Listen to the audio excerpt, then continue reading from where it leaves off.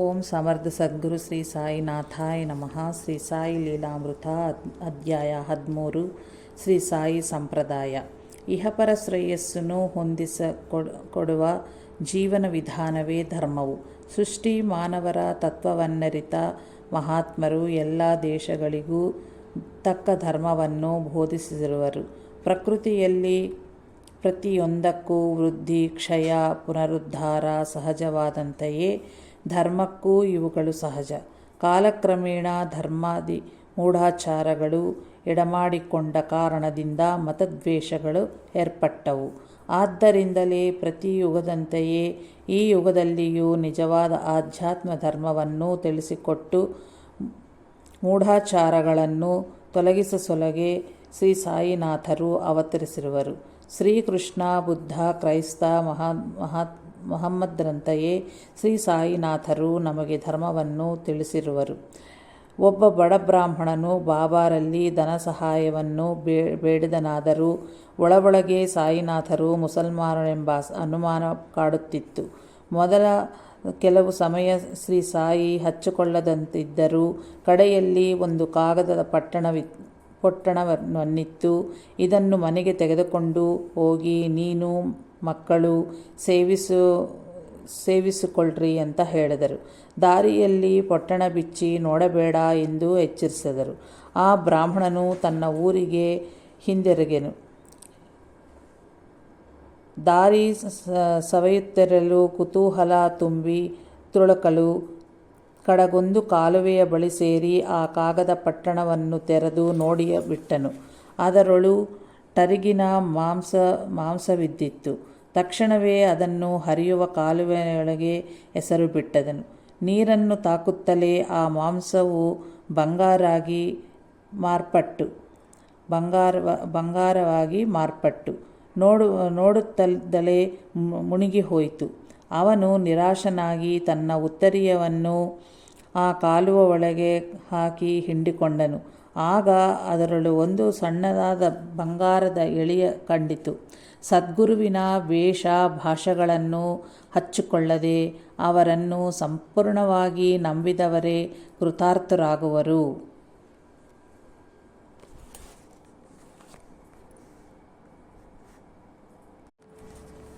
ನಿತ್ಯ ಜೀವನದಿ ಮನೋನಿಗ್ರಹವ ಸಾಧಿಸದವರಿಗೆ ಮಾತ್ರವೇ ಉಪವಾಸವು ಇಂದ್ರಿಯ ನಿಗ್ರಹ ಸಾಧಿಸಿಕೊಳ್ಳಲು ತರವಾಗುವುದು.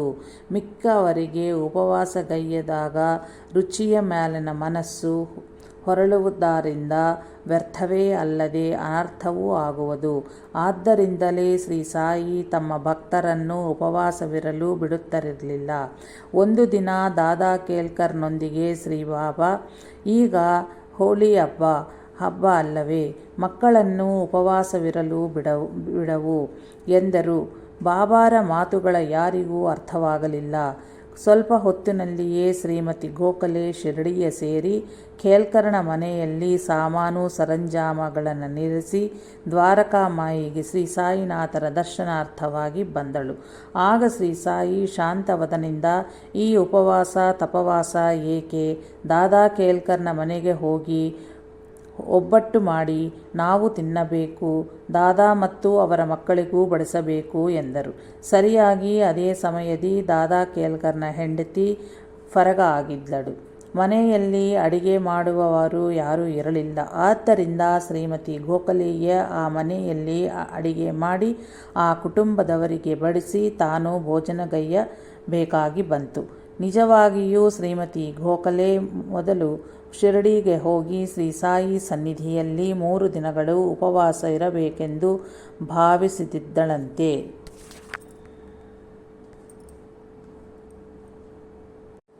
ಒಂದು ಬಾರಿ ದೀಕ್ಷಿತ್ ಯಾವಜ್ಜೀವಿತವೂ ರಾತ್ರಿ ವೇಳೆ ಉಪವಾಸ ಇರಬೇಕೆಂದು ನಿಶ್ಚಯಿಸಿಕೊಂಡನು.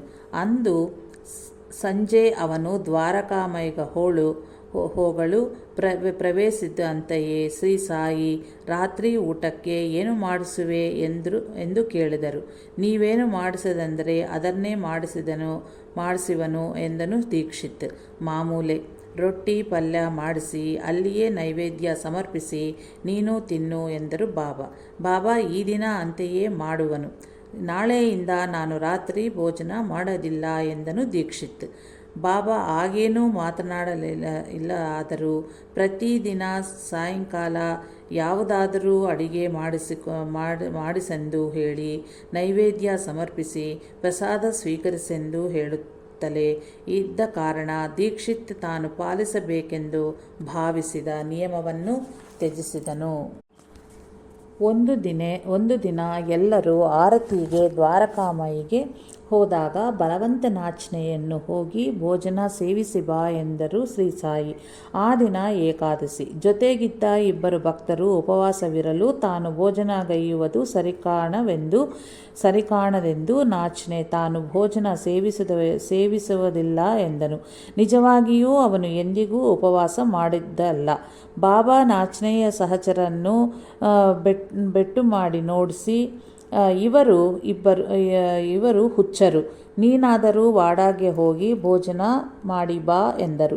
ನಾಚ್ನೆ ವಾಡಾಗೆ ಹೋಗಲು ಅಡುಗೆ ಭಟ್ಟ ಜುಗುಪ್ಸದಿಂದ ಆರತಿ ಆಗಿದ ಅನಂತರ ಬಡಿಸುವುದು ಎಂದನು. ನಾಚ್ನೆ ಮಸೀದಿಯ ಸೇರುತ್ತಂತೆಯೇ ನಿನ್ನ ಭೋಜನ ಆಯಿತಾ ಎಂದು ಸಾಯಿ ಕೇಳಿದರು. ನಾಚ್ನೆ ನಡೆದದ್ದನ್ನು ಹೇಳದೆ ಆರತಿ ಆದ ನಂತರ ಊಟ ಸೇವಿಸುವನೆಂದನು ಹೇಳಿದನು. ಆದರೆ ಶ್ರೀ ಸಾಯಿ ಪಟ್ಟು ಸಡಲಿಸದೆ ಭೋಜನ ಆದ ಮೇಲೆ ಆರತಿ ನಡೆಯುವುದು ಎಂದರು. ಅಡುಗೆ ಭಟ್ಟ ಬಡಿಸಲೇಬೇಕಾಯಿತು. ಭೋಜನದ ಬಳಿಕೆ ನಾಚ್ನೆಗ ತಾಂಬೂಲವನ್ನು ಕೊಟ್ಟು ತಿನ್ನಿಸಿದರು.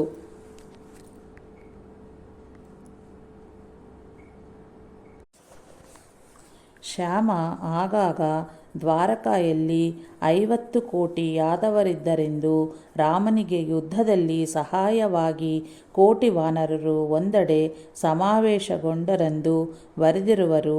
ಅದು ನಿಜವೇ ಎಂದು ಕೇಳಲು ಶ್ರೀ ಸಾಯಿ, ನಿಜವೇ. ರಾಮ ಕೃಷ್ಣ ಅವತರಿಸಿ ಬಂದದ್ದು ನಿಜವೇ ಹೌದು. ಅವರೆಲ್ಲರೂ ಗೆದ್ದಲು ಹುಳಗಳು ಕಟ್ಟಿದ ಹುತ್ತದಂತೆ ಒಬ್ಬರ ಮೇಲೆ ಒಬ್ಬರು ಸೇರಿದರು ಎಂದರು. ಶ್ಯಾಮ ನೋಡಿರುವಂತೆ ಹೇಳುತ್ತಿರುವೆ ಎನ್ನಲು ಶ್ರೀ ಸಾಯಿ, ಹೌದು ನೋಡಿರುವೆನು. ನನಗೂ ನಿನಗೂ ಎಷ್ಟು ಜನ್ಮಗಳು ಗತಿಸಿ ಹೋದವೋ ನನಗೆಲ್ಲವೂ ನೆನಪಿದೆ, ನಿನಗಿಲ್ಲವು. ಈಗ ಹೇಗಿರುವನೋ ಆಗಲೂ ಹಾಗನೇ ಇದ್ದನು ಎಂದರು.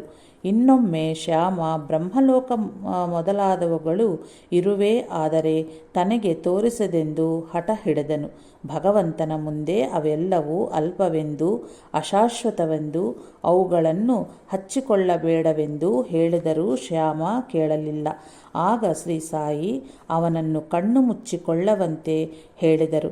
ಆಗ ಅವನಿಗೆ ಆಯಾ ಲೋಕಗಳು ಕಾಣುತ್ತಿರಲು ಬಾಬಾ ಸತ್ಯಲೋಕದಲ್ಲಿ ಬ್ರಹ್ಮವನ್ನು, ವೈಕುಂಠದಲ್ಲಿ ವಿಷ್ಣುವನ್ನು, ಕೈಲಾಸದಲ್ಲಿ ಈ ಶಿವನನ್ನು ತೋರಿಸಿ, ನಾವು ಕೋರಬೇಕಾದದ್ದು ಇವುಗಳಿಗೆಲ್ಲ ಅತೀತವಾದದ್ದು ಎಂದರು.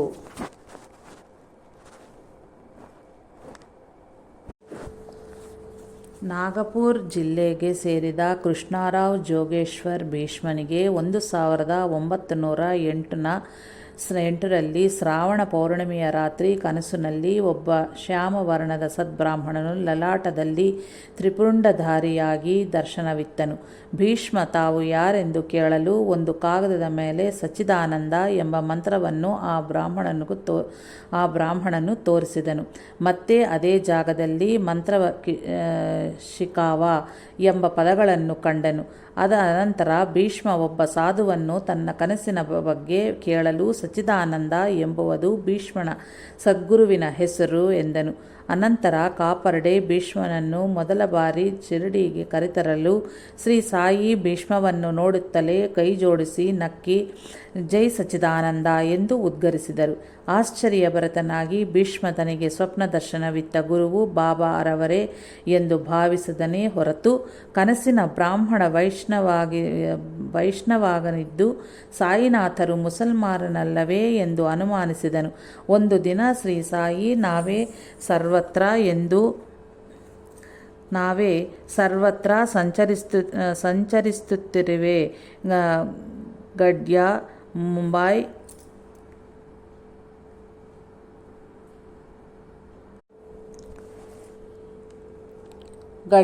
ಮುಂಬೈ ಪುಣೆ, ಸತಾರಾ, ನಾಗಪುರ್ ಮೊದಲಾದ ಪ್ರದೇಶಗಳೆಲ್ಲವೂ ರಾಮಮಯವೇ ಆಗಿವೆ ತಿಳಿಯಿತೆ ಮಿತ್ರ.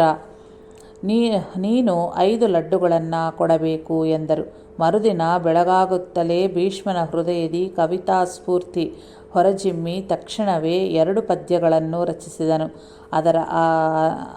ತದನಂತರ ಒಂದು ಸಾಲು ಬರೆಯ ಆಗಲೇ ಇಲ್ಲ. ಅವುಗಳನ್ನು ಸಮರ್ಪಿಸಿದಂತೆಯೇ ಶ್ರೀ ಸಾಯಿ ಅವನನ್ನು ಸಂಗೀತ ಸಂಯೋಜನೆ ಮಾಡಿ ಹಾಡಿ ಕೇಳಿಸೆಂದರು. ಭೀಷ್ಮ ಹಾಡಿದ ಅನಂತರ ಅವನ ತಲೆಯ ಮೇಲೆ ಕೈಯರಿಸಿ ಆಶೀರ್ವದಿಸಿದರು. ಮತ್ತೆ ಭೀಷ್ಮನಿಗೆ ಕವಿತಾಸ್ಫೂರ್ತಿ ಉಕ್ಕೆದ್ದು ಮತ್ತೆ 3 ಪದ್ಯಗಳನ್ನು ಬರೆದು ಬಾಬಾರಿಗೆ ಹಾಡಿ ಕೇಳಿಸಿದನು. ಅವುಗಳೇ ಮೊದಲ ಶಿರಡಿಯ ಆರತಿಗಳು. ಶ್ರೀ ಸಾಯಿ ಹೀಗೆ ಕೋರಿ ತಮ್ಮ ತಪಶ್ಶಕ್ತಿಯನ್ನು ಧಾರೆಯೆರೆದು ಬರೆಸಿಕೊಂಡು ಅದನ್ನು ದಕ್ಷಿಣೆಯಾಗಿ ಪಡೆದವುಗಳಾಗಿವೆ. ಅನಂತರ ದಾಸಗಣು ಮಾಧವ್ ರಾವ್ ಅಡ್ಕರ್ ಮತ್ತೆ ಕೆಲವು ಹಾಡುಗಳನ್ನು ಸೇರಿಸಿ ಇಂದಿನ ಶಿರಡಿಯ ಆರತಿಗಳಾಗಿ ರಚಿಸಿಕೊಟ್ಟಿರುವರು. ಆದ್ದರಿಂದ ಭಾವಯುಕ್ತವಾಗಿ ಅವುಗಳನ್ನು ಹಾಡಿ ಶ್ರೀ ಸಾಯಿನಾಥರ ಚರಣಕಮಲಗಳಲ್ಲಿ ಅರ್ಪಿಸುವುದು ಅತ್ಯಂತ ಶ್ರೇಯಸ್ಕರ.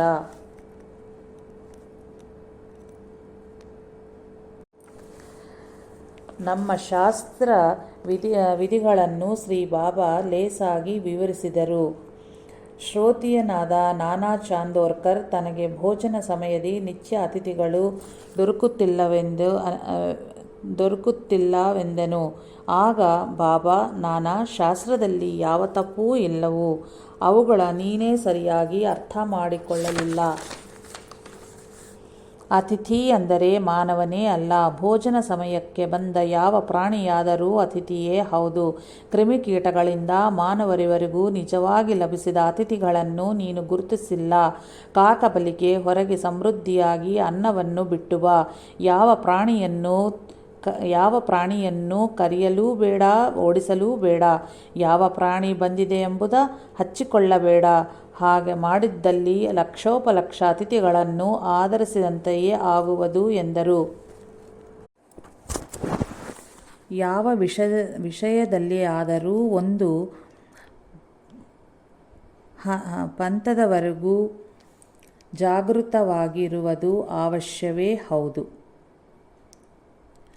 ಅದು ಸಹಜವೇ. ಆದರೂ ಎಲ್ಲದಕ್ಕೂ ಭಗವಂತನೇ ಕರ್ತನೆಂದು ಸದ್ಗುರುವಿನ ಅನುಗ್ರಹಕ್ಕೆ ಮಿಗಿಲಾದದು ಯಾವುದೂ ಇಲ್ಲವೆಂಬ ಸತ್ಯವನ್ನು ಅದು ಮರೆಸುವಂತಾಗಬಾರದು. ಅದು ಹೇಳ್ಬಿಟ್ಟ ಮೂಢನಂಬಿಕೆಯಾಗಿ ಬದಲಾಗಬಾರದು. ಒಮ್ಮೆ ಶಿರಡಿಯಲ್ಲಿ ಕಲರ ವ್ಯಾಪಿಸಿತ್ತು. ಅಕ್ಕಪಕ್ಕದ ಗ್ರಾಮಗಳೊಂದಿಗೆ ಯಾವ ವ್ಯವಹಾರಗಳನ್ನು ಇರಿಸಿಕೊಳ್ಳದೆ ಆ ಗ್ರಾಮಸ್ಥರು ಎಚ್ಚರ ವಹಿಸಿದರು. ಒಳ್ಳೆಯ ವಿಚಾರವೇ ಹೌದು. ಆದರೆ ಊರುಗಳಿಗೆ ಸೌದೆ ಬಂಡಿಗಳು ಪ್ರವೇಶಿಸುವುದು ಅಶುಭವೆಂದು ನಂಬಿ ಅದನ್ನು ನಿಷೇಧಿಸಿ ನಿಷೇಧವ ಉಲ್ಲಂಘಿಸಿದವರಿಗೆ ದಂಡನೆ ವಿಧಿಸಿದರು. ಇಷ್ಟರಲ್ಲಿ ಶಿರಡಿಯ ಸಮೀಪಿಸಿದ ಸೌದೆಯ ಬಂಡಿಯನ್ನು ಶ್ರೀ ಸಾಯಿ ಕರೆದು ಮಸೀದಿಯಲ್ಲಿ ದುನಿಗೋಸ್ಕರ ಸೌದೆಯನ್ನು ಹಾಕಿಸಿಕೊಂಡರು. ಊರಿನವರು ಯಾರೂ ಬಾಬಾರಿಗೆ ಅಡ್ಡ ಹೇಳಲಿಲ್ಲ.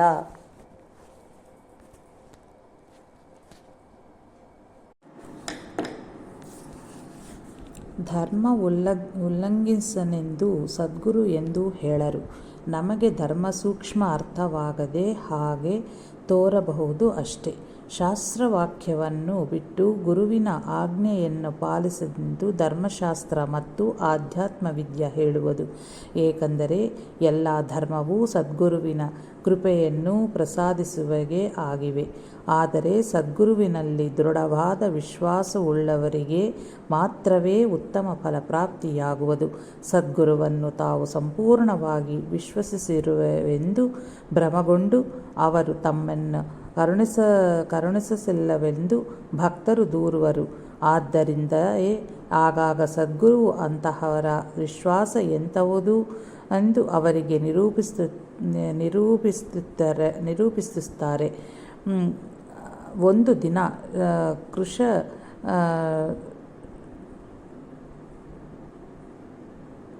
ಕೃಶಕಾಯವಾದ ಮುದಿ ಮೇಕೆಯೇ ಒಂದು ಮಸೀದು ಒಳಗೆ ಬಂದಿತ್ತು. ಬಡೇ ಬಾಬಾನನ್ನು ಕರೆದು, ನೀನು ಆ ಮೇಕೆಯನ್ನು ಒಂದು ಏಟಿಗೆ ಕಡಿದು ಹಾಕು ಎಂದರು ಶ್ರೀ ಸಾಯಿ. ಅದು ತನ್ನಿಂದ ಆಗದೆಂದು ಹೇಳಿ ಬಡೇ ಬಾಬಾ ಅಲ್ಲಿಂದ ಹೊರಟು ಹೋದನು. ಬಾಬಾ ಈ ಬಾರಿ ಶ್ಯಾಮನನ್ನು ಕರೆದು ರಾಧಾಕೃಷ್ಣ ಆಯಿಯ ಬಳಿಯಿಂದ ಕತ್ತಿಯ ತಂದು ಆ ಮೇಕೆಯನ್ನು ಕಡಿದು ಹಾಕಂದರು. ರಾಧಾಕೃಷ್ಣ ಆಯಿ ಮೊದಲು ತಿಳಿಯದೆ ಕತ್ತಿಯನ್ನು ಕೊಟ್ಟು ಕಳಿಸಿದಳು. ಕಾರಣವ ತಿಳಿದುಕೊಂಡು ಮತ್ತೆ ಕತ್ತಿಯನ್ನು ಹಿಂದಕ್ಕೆ ತರಿಸಿಕೊಂಡಳು. ಶ್ಯಾಮನು ಬೇರೊಂದು ಕತ್ತಿಯನ್ನು ತರುವುದೆಂದು ಹೇಳಿ ಮತ್ತೆ ಹಿಂದೆ ಬರಲಿಲ್ಲ. ಬಾಬಾ ಅಂತೆಯೇ ದೀಕ್ಷಿತ್ಗೆ ಆದೇಶ ನೀಡಿದರು. ದೀಕ್ಷಿತ್ ಕತ್ತಿಯನ್ನು ತಂದೆನು. ಆದರೆ ಶ್ರೀ ಸಾಯಿ ಕೇವಲ ತನ್ನ ಭಕ್ತಿಯನ್ನು ಪರೀಕ್ಷಿಸುತ್ತಿರುವರೆಂದು ತಿಳಿದು ಅನುಮಾನಿಸುತ್ತಿರಲು ಬಾಬಾ ಮೇಕೆಯನ್ನು ಕತ್ತಿಯಿಂದ ಕತ್ತರಿಸೆಂದು ಆಜ್ಞಾಪಿಸಿದರು. ಸರಿಯಾಗಿ ದೀಕ್ಷಿತ್ ಇನ್ನೇನು ಕತ್ತಿಯಿಂದ ಕತ್ತರಿಸಿ ಹೋಗುವಂತೆಯೇ ಬಾಬಾ ತಡೆ ಎಂದರು. ಅದನ್ನು ಬಿಟ್ಟುಬಿಡು, ನಾನೇ ಮುಗಿಸುವನು, ಆದರೆ ಮಸೀದಿನಲ್ಲಿ ಅಲ್ಲ ಎಂದರು ಶ್ರೀ ಸಾಯಿ. ಆ ಮೇಕೆ ದ್ವಾರಕಾಮಾಯಿಯಿಂದ ಹೊರಗೆ ಹೋಗಿ ಕೆಲವು ಹೆಜ್ಜೆಗಳನ್ನು ನೀಡುತ್ತಲೇ ಪ್ರಾಣತ್ಯಾಗ ಮಾಡಿ ಕೆಳಗೆ ಬಿದ್ದಿತ್ತು.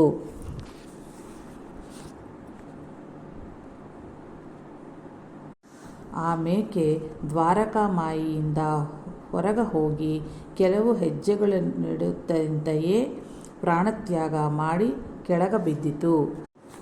ದಾದಾ ಕೇಲ್ಕರ್ ಆಚಾರ್ಯವರನ್ನು ಒಮ್ಮೆ ಅವನಿಗೆ ಬಾಬಾ ಹಣವನ್ನಿಕೊಟ್ಟು ಮಾಂಸವನ್ನು ತಾ ಅಂದರು.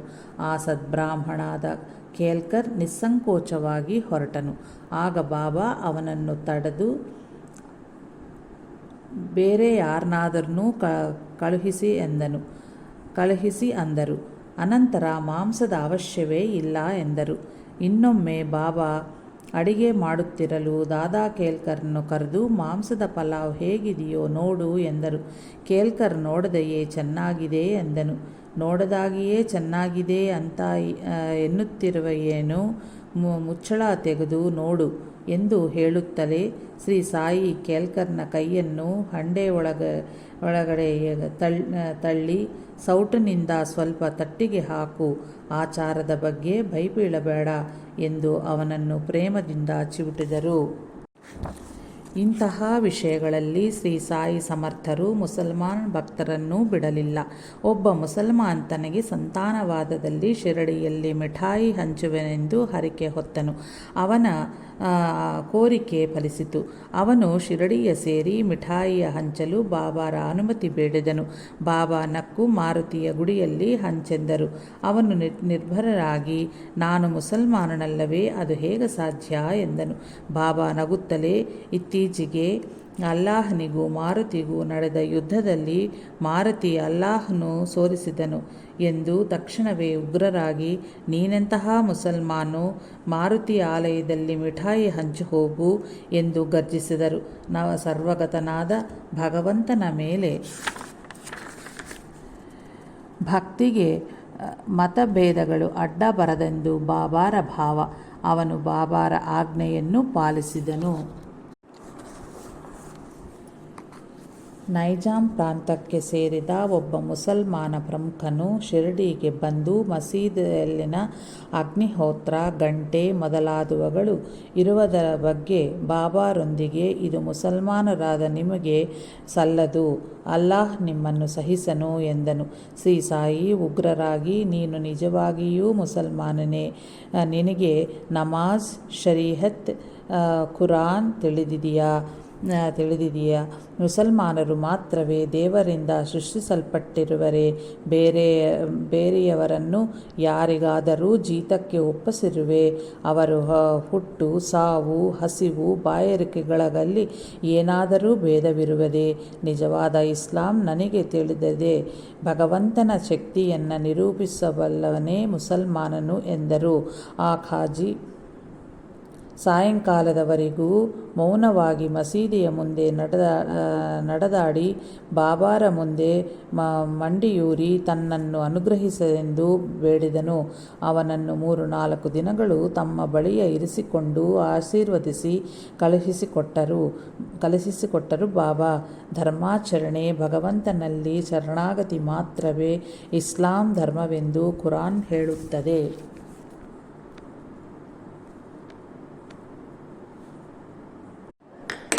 ಶ್ರೀ ಸಾಯಿನಾಥರು ಮತಮೌಢ್ಯವನ್ನು ತಿರಸ್ಕರಿಸುತ್ತಿದ್ದರು.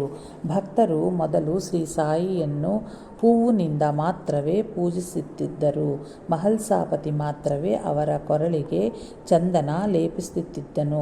ಒಂದು ದಿನ ರಾತ್ರಿ ಅವನಿಗೆ ಸ್ವಪ್ನದಲ್ಲಿ ಶ್ರೀ ಸಾಯಿ ಹಣೆಗೆ ಚಂದನ ಧರಿಸಿ ದರ್ಶನವಿತ್ತರು. ಮರುದಿನದಿಂದ ಅವನು ಶ್ರೀ ಸಾಯಿನಾಥರನ್ನು ಅಂತೆಯೇ ಅಲಂಕರಿಸುತ್ತಿದ್ದನು. ಮಹಲ್ಸಾಪತಿಯನ್ನು ತಡೆಯರೆಂದು ಮುಸಲ್ಮಾನರು ಕೇಳಿಕೊಂಡರು. ಶ್ರೀ ಬಾಬಾ ಮಹಲ್ಸಾಪತಿಯನ್ನು ತಡೆಯಲಿಲ್ಲ. ಅವರಲ್ಲಿ ಕೆಲವರು ಸಂಗಮನೇರಿನ ಖಾಜಿಯನ್ನು ಭೇಟಿ ಮಾಡಿ ಸಾಯಿನಾಥರ ಹಣೆಗೆ ಚಂದನ ಲೇಪಿಸಿದವರನ್ನು ದಂಡಿಸಬೇಕೆಂದು ನಿಶ್ಚಯಿಸಿದರು. ಮಹುದ್ದೀನ್ ತಾಂಬೋಲಿ ಈ ವಿಷಯವನ್ನು ಮಹಲ್ಸಾಪತಿಗೆ ಹೇಳಿದನು. ಮರುದಿನ ಮಸೀದಿಯ ಮುಂದೆ ನಿಂತು ಶ್ರೀ ಸಾಯಿನನ್ನು ಪೂಜಿಸಲಾರಂಭಿಸಿದನು ಮಹಲ್ಸಾಪತಿ.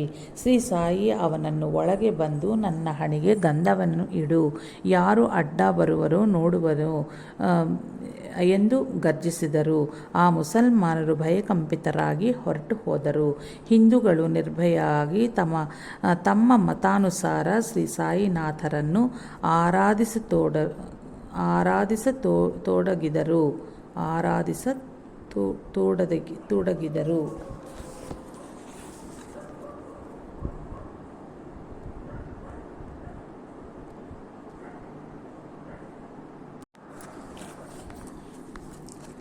ಅನ್ಯ ಮತದವರಿಗೆ ಅನ್ಯ ದೇವರಾಗದಲ್ಲಿ ಮತಾಂತರವೆಂಬುದು ದ್ರೋಹ ಮತ್ತು ಲಜ್ಜಾಕರ. ಒಂದೇ ದೇವರಾದರೆ ಮತಾಂತರ ಅನವಶ್ಯಕ. ಒಬ್ಬ ಹಿಂದೂ ಯುವಕನ್ನು ಮುಸಲ್ಮಾನನಾಗಿ ಮತಾಂತರಿಸಿ ಗರ್ವದಿಂದ ಬಾಬಾರಿಗೆ ತೋರಿಸಿದನು ಬಡೇ ಬಾಬಾ. ಶ್ರೀ ಸಾಯಿ ಉಗ್ರರಾಗಿ ಆ ಯುವಕನ ಕಪಾಳಕ್ಕೆ ಬಿಗಿದು, ನಿನ್ನ ಅಪ್ಪವನ್ನು ಬದಲಾಯಿಸಿಕೊಂಡೆಯೇನೋ ಎಂದು ಹೀಗೆಳೆದರು. ಹಿಂದೂಗಳು ತಮ್ಮ ಮತಾಚಾರಗಳಿಂದ ಮಸೀದಿಯನ್ನು ಅಪವಿತ್ರಗೊಳಿಸುತ್ತಿರುವೆಂದು ಒಬ್ಬ ಪಠಾಣನು ಬಗೆದನು. ಒಂದು ರಾತ್ರಿ ಚಾವಡಿಯಲ್ಲಿ ಮಲಗಿದ್ದ ಶ್ರೀ ಸಾಯಿನಾಥರ ಬಳಿ ಸಾರಿ ಅಲ್ಲಿ ನಿದ್ರಿಸುತ್ತಾ ಹಿಂದೂಗಳನ್ನು ತೋರಿಸಿ, ನೀವು ಅನುಮತಿಸಿದಲ್ಲಿ ಮಸೀದಿಯನ್ನು ಅಪವಿತ್ರಗೊಳಿಸುತ್ತಿರುವ ಇವರೆಲ್ಲರನ್ನೂ ಈಗಲೇ ಮುಗಿಸಿಬಿಡುವೆನು ಎಂದನು. ಶ್ರೀ ಸಾಯಿ ಶಾಂತವದನಾಗಿ, ಇದರಲ್ಲಿ ಏನಾದರೂ ತಪ್ಪಿದ್ದರೆ ನನ್ನದೇ ಹೌದು. ಅವರೆಲ್ಲರನ್ನೂ ಮುಗಿಸುವುದಕ್ಕಿಂತಲೂ ನನ್ನನ್ನು ಮುಗಿಸಿದರೆ ಸಮಸ್ಯೆಯೇ ತೀರಿಹೋಗುವುದು ಎಂದರು. ಅವನು ನಿರ್ಭರರಾಗಿ ಆ ಸಂಕಲ್ಪವನ್ನು ತ್ಯಜಿಸಿದನು. ಆದರೆ ಮತ್ತೊಬ್ಬ ಪಠಾಣ ಅದಕ್ಕೂ ಸಿದ್ಧವಾದನು. ಒಂದು ರಾತ್ರಿ ಶ್ರೀ ಸಾಯಿನಾಥರು ಅತ್ತಿತ್ತ ನಡುತ್ತಾ ಇದ್ದರು. ಸಂಶುದ್ಧಗೊಂಡ ಆ ಪಠಾಣನು ದೊಣ್ಣೆಯನ್ನು ಕೈಯಲ್ಲಿ ಹಿಡಿದುಕೊಂಡು ಹಿಂದಿನಿಂದ ಬಂದು ಶ್ರೀ ಸಾಯಿನಾಥರನ್ನು ಹೊಡೆಯ ಹೋದನು. ಅವನು ದೊಣ್ಣೆಯ ಎತ್ತಿದ ಕ್ಷಣದಲ್ಲಿಯೇ ಅವನತ್ತ ತಿರುಗಿ ಹರಿತವಾದ ನೋಟದಿಂದ ನೋಡಿ ಅವನ ಕೈಯನ್ನು ಸ್ಪೃಶಿಸಿದರು. ಅದೇನು ವಿಚಿತ್ರವೋ ಏನೋ, ಕ್ಷಣ ಮಾತ್ರದಲ್ಲಿ ಅವನ ಎಲ್ಲ ಬಲವೂ ಉಡುಗೋಗಿ ನಿಶ್ಚೇಷ್ಟನಾಗಿ ಧರಿಗುರುಳಿದನು. ಅಂದಿನಿಂದ ಅವನು ಆ ಸಂಕಲ್ಪವನ್ನು ತ್ಯಜಿಸಿದನು. ಇಂತಹ ಮುಸಲ್ಮಾನನೇ ಮತ್ತೊಮ್ಮೆ ಹಿಂದೂಗಳನ್ನು ಭ್ರಷ್ಟರನ್ನಾಗಿಸಲು ಶ್ರೀ ಬಾಬಾ ಲೆಂಡಿ ತೋಟಕ್ಕೆ ಹೋಗಿರಲು ಮಸೀದಿಯಲ್ಲಿನ ಕುಡಿಯುವ ನೀರಿನ ಗಡಿಯಲ್ಲಿ ತಾನು ಕುಡಿದ ಎಂಜಿಲದ ನೀರನ್ನು ಬೆರೆಸಿದನು. ಇಷ್ಟರಲ್ಲಿಯೇ ಬಾಬಾ ಹಿಂದಿರುಗಿ ಬಂದು ಆ ನೀರನ್ನು ಹೊರಗೆ ಚೆಲ್ಲಿ ಗಡಿಗೆಯನ್ನು ಒಡೆದು ಹಾಕಿ ದೊಡ್ಡ ದನಿಯಲ್ಲಿ ಬಯ್ಯಸಾಗಿದರು.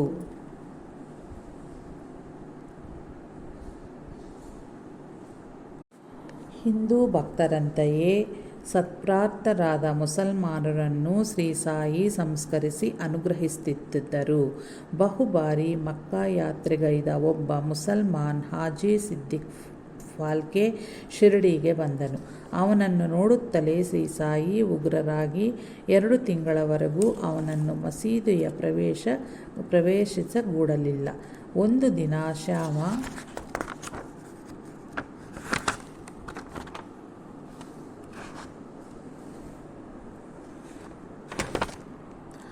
ಸಿದ್ದಿಕ್ನ ಪರವಾಗಿ ಶ್ರೀ ಸಾಯಿನಾಥರಲ್ಲಿ ಪ್ರಾರ್ಥನೆ ಮಾಡಲು ಆ ಹಾಜಿ ಬಾರ್ವೆವಿ ಬಾವಿಯ ಬಳಿಯ ಸಣ್ಣದಾದ ಕಾಲುದಾರಿಯಲ್ಲಿ ಬರುವನೇ ಕೇಳು ಎಂದು ಕೇಳಿದರು ಬಾಬಾ. ಹಾಜಿಯನ್ನು ಶ್ಯಾಮ ಕೇಳಲು ಅಂತೆಯೇ ಬರುವನೆಂದನು ಹಾಜಿ. ಅದನ್ನು ಕೇಳಿ ಸಾಯಿ 4 ತಿಂಗಳಲ್ಲಿ 40,000 4 ಕಂತಿನಲ್ಲಿ 40,000 ರೂಪಾಯಿಗಳನ್ನು ಕೊಡುವನೇ ಕೇಳು ಎಂದರು. ಶ್ಯಾಮ ಹಾಜಿಯಲ್ಲಿ ಕೇಳಿ ಬಂದು ಅವನು 40 ಲಕ್ಷಗಳಾದರೂ ಕೊಡಲು ಸಿದ್ಧವಿರುವುದಾಗಿ ಹೇಳಿದನು. ಈ ಬಾರಿ ಬಾಬಾ ನಾವು ಒಂದು ಮೇಕೆಯನ್ನು ಕಡಿಯುವು. ಅವನಿಗೆ ತಲೆ, ಹಿಂಭಾಗ, ವೃಷಣಗಳು ಯಾವುದು ಬೇಕೋ ತಿಳಿದುಕೋ ಎಂದರು. ಬಾಬಾರ ಮಣ್ಣಿನ ಪಾತ್ರೆಯಲ್ಲಿನ ಚಿಕ್ಕ ರೊಟ್ಟಿಯ ಚೂರು ಸಾಕು ಎಂದು ಹಾಜಿ ಶ್ಯಾಮನ ಬಳಿ ಹೇಳಿ ಕಳುಹಿಸಿದನು. ಅದನ್ನು ಆಲಿಸಿದ ಶ್ರೀ ಸಾಯಿ ಕೋಪೋದ್ರಿಕ್ತರಾಗಿ ಮಸೀದಿಯ ಒಳಗೆ ಇದ್ದ ಎಲ್ಲ ಪಾತ್ರೆಗಳನ್ನು ಹೊರಗೆ ಎಸೆದರು. ಕಫ್ನಿಯ ಕೈಗಳನ್ನು ಮೇಲಕ್ಕೆ ಹಿಂದಕ್ಕೆ ಮಡಚಿಕೊಂಡ ಕೋಪದಿಂದ ಹಾಜಿಯ ಬಳಿ ಬಂದು, ಇಲ್ಲಿರುವುದು ಯಾರೆಂದು ತಿಳಿದಿರುವೆ? ಮಕ್ಕಾ ಯಾತ್ರೆ ಮಾಡಿರುವೆ ಎಂದು ಗರ್ವವೇ? ಕುರಾನ್ ಹಾಗೆ ಹೇಳಿರುವುದೇ? ನೀನು ಇಷ್ಟು ಮಾಡಿದರೂ ನನ್ನನ್ನು ತಿಳಿಯಲಾರೆ ಎಂದು ಗರ್ಜಿಸಿದರು. ಹಾಜಿ ಸಿದ್ದಿಕ್ ಭಯದಿಂದ ನಡುಗಿಡಿ ಹೋದನು. ಮತ್ತೆ ಮಸೀದಿಗೆ ಹಿಂದಿರುಗಿದ ಬಾಬಾ ತಮ್ಮ ಹಣದಿಂದ ಹಣ್ಣುಗಳನ್ನು ಕೊಂಡು ಹಾಜಿ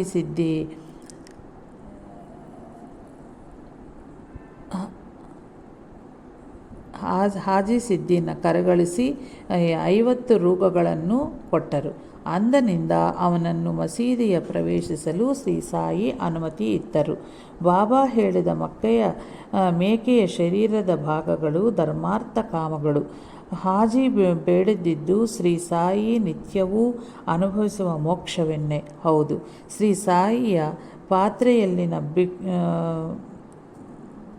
ಭಿಕ್ಷ ರೊಟ್ಟಿ ಚೂರನ್ನು ಬೇಡುವುದೆಂದರೆ ಹಾಜಿ ಸಿದ್ದಿಕ್ ಗುರುವಿನ ಉಚ್ಚಿಷ್ಟವನ್ನು ಬೇಡದಂತಾಯಿತು. ಶ್ರೀ ಸಾಯಿ ಹೇಳಿದ ಸಣ್ಣೆಯ ಕಾಲುದಾರಿ ಎಂದರೆ ಕಠೋರವಾದ ಸಾಧನೆ. ಅಂತೆಯೇ 40,000 ರೂಪಾಯಿಗಳೆಂದರೆ ಅಂತಃಕರಣ ಚತುಷ್ಟಯವೇ ಹೌದು. ಆದರೆ ಅವು ಮೊದಲು ತಾನು ಹಾಜಿ ಯಾತ್ರೆ ಮಾಡಿರುವನು ಎಂಬ ಗರ್ವದಲ್ಲಿ ಸಿಲುಕಿದ್ದವು. ಹಾಜಿ ಸಿದ್ದಿಕ್ ಬಾಬಾರ ಶರಣು ಬಂದ ಮೇಲೆಯೇ ಶ್ರೀ ಸಾಯಿ ಕೋಪದಿಂದ ಹಾಜಿ